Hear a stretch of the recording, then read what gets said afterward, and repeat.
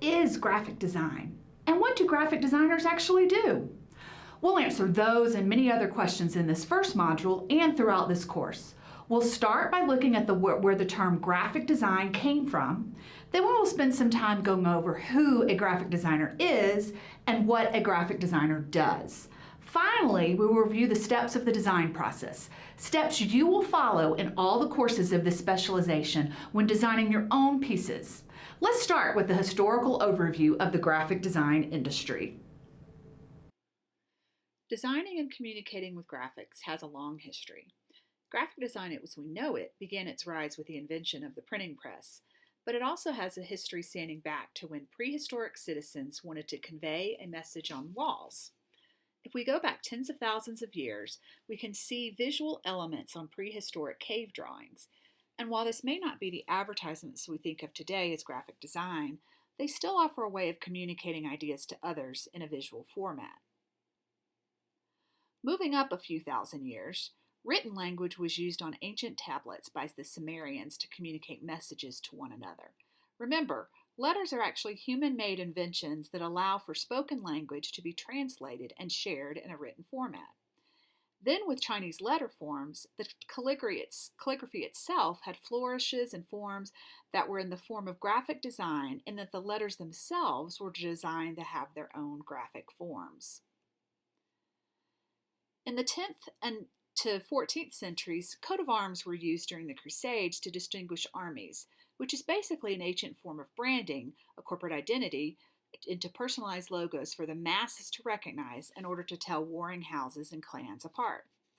Then in 1393, King Richard II of England decreed landlords to erect signs outside their premises.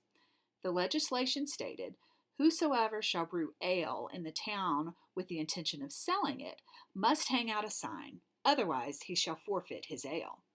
And this tradition still stands today to set apart businesses from each other.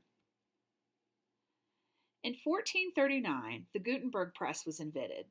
This allowed for mass production of books and images. Before, text and images had to be handwritten or painted individually. But with the printing press, one plate could be made that could be used over and over to reproduce multiple copies using black ink. Thus, what we think of as modern graphic design was born. The first print advertisements made on the Gutenberg press were in black and white.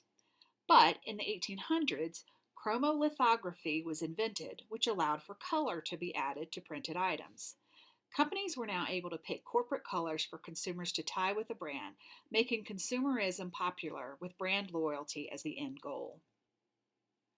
But it was not until 1922 that the term graphic design was first used by William Addison Dwiggins in his article, "New Kind of Printing Calls for New Design." He was looking for a way to describe his role in the book design industry and make others understand the importance of good design and the proper use of graphics to convey messages. Of course, graphic design as an art form had been around for centuries, but Dwiggins was the first to isolate this term into what we know as graphic design today.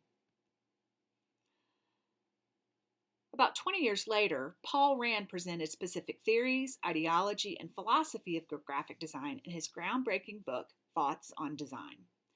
He made a point to isolate the need for functional, aesthetic perfection and designing logos to communicate a brand. And if you think about the timing, this was when television was beginning to be introduced, bringing commercials and the sale of products into people's homes on their television screens, so logos were needed to set apart competing brands. The 1950s into the 1970s saw lineotype typesetters, galley-proof, and various typefaces being developed.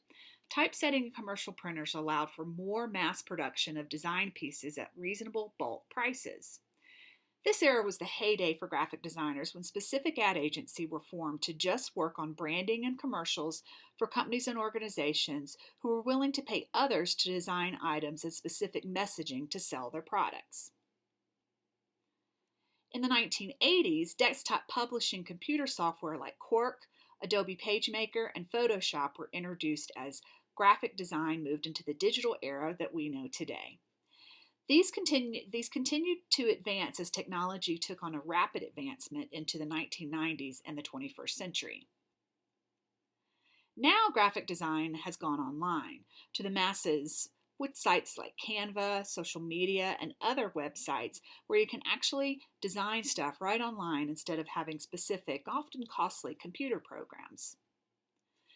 Now that we have covered the history of graphic design, the next video will dive into exactly what graphic designers do.